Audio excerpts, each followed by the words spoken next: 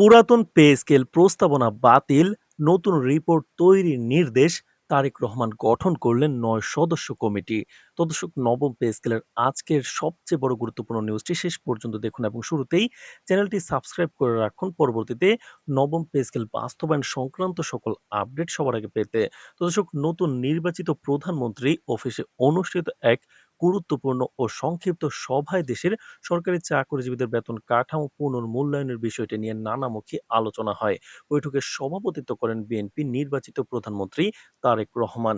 বৈঠকে জানানো হয়েছে, পূর্ববর্তী পে স্কেল প্রস্তাবনাটি বাতিল করার সিদ্ধান্ত নেওয়া হয়েছে। তিনি বিশেষভাবে নির্দেশ দিয়েছেন যে সরকারি কর্মচারীদের জন্য নতুন সমন্বিত এবং বাস্তবসম্মত পে স্কেল প্রণয়নের জন্য একটি ৯ সদস্য বিশিষ্ট বিশেষ কমিটি গঠন করা হবে।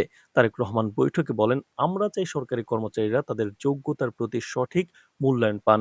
অতীতের পে স্কেলগুলো বাস্তবতায় যথেষ্ট ছিল না। তাই একটি নতুন এবং সমন্বিত কাঠামো প্রণয়নের মাধ্যমে আমরা তাদের আর্থিক নিরাপত্তা নিশ্চিত করতে চাই। তিনি আরও জানান, নতুন কমিটি শুধু বেতন বৃদ্ধি নয়, বরং কর্মচারীদের সামাজিক সুবিধা, ভাতা এবং পারিবারিক সহায়তার বিষয়গুলো সমন্বিতভাবে মূল্যায়ন করবে। গঠিত ৯ সদস্য বিশিষ্ট কমিটিতে রয়েছে অর্থনীতি, প্রশাসন, মানব সম্পদ এবং সরকারি নীতি নির্ধারণে অভিজ্ঞতা সম্পন্ন বিশিষ্ট ব্যক্তিরা।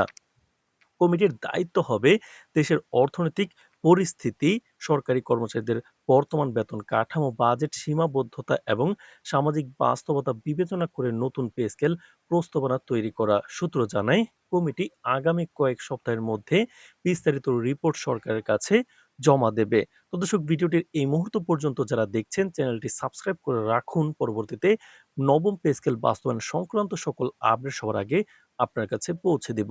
তো দর্শক, বিশ্লেষকদের মতে এই পদক্ষেপের মাধ্যমে সরকার সরকারি খাতে স্বচ্ছতা ও ন্যায্যতা প্রতিষ্ঠার পাশাপাশি কর্মচারীদের মনোবল বৃদ্ধি করতে চায়। সরকারি কর্মকর্তাদের ন্যূনতম বেতন থেকে শুরু করে উচ্চ পর্যায়ে কর্মকর্তাদের বেতন, পারিবারিক ভাতা, শিক্ষাজনিত সুবিধা এবং অন্যান্য প্রণোদনা নতুন পে স্কেলে অন্তর্ভুক্ত করার প্রস্তাব থাকছে। ফলে সরকারি কর্মচারীদের জীবনযাত্রার মান উল্লেখযোগ্যভাবে উন্নত হওয়ার সম্ভাবনা রয়েছে। রাজনৈতিক বিশ্লেষকরা বলছেন, বর্তমান সময়ে সরকারি কর্মচারীদের মধ্যে বেতন কাঠামোর ন্যায্যতা নিয়ে দীর্ঘদিনের প্রতীক্ষা ছিল। এই কমিটির গঠন এবং নতুন পে স্কেল প্রণয়নের নির্দেশ কর্মচারীদের মধ্যে নতুন প্রত্যাশা সৃষ্টি করেছে। বিশেষত এই পদক্ষেপ সরকারের প্রতি জনসাধারণের আস্থা পুনঃস্থাপনের গুরুত্বপূর্ণ ভূমিকা রাখতে পারে। সংবাদদাতাদের সঙ্গে আলাপকালে তারেক রহমান আরও উল্লেখ করেন, আমরা চাই কোনো ধরনের অযাচিত বিলম্ব বা রাজনৈতিক বাধা না এসে নতুন পে স্কেল দ্রুত প্রণয়ন ও বাস্তবায়ন করা হোক।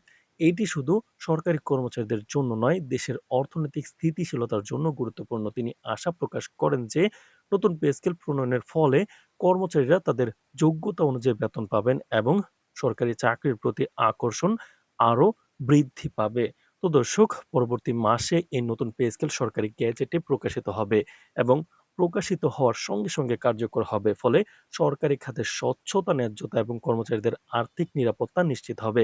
বিশেষজ্ঞরা বলছেন, দেশের সরকারি খাতের এই সংস্কার নতুন সরকার আমলে কর্মচারীদের দীর্ঘমেয়াদী মনোবল ও কর্মক্ষমতা বৃদ্ধি করবে এবং সরকারি চাকরির প্রতি নতুন প্রজন্মের আকর্ষণ তৈরি হবে। কর্মচারী সংগঠনগুলো ইতিবাচকভাবেই ইতিমধ্যে নতুন কমিটি ও পে স্কেল প্রণয়নের বিষয়ে উৎসাহ প্রকাশ করেছে। তারা মনে করছে, নতুন পে স্কেল বাস্তবায়ন হলে তাদের জীবনযাত্রার মান উন্নত হবে।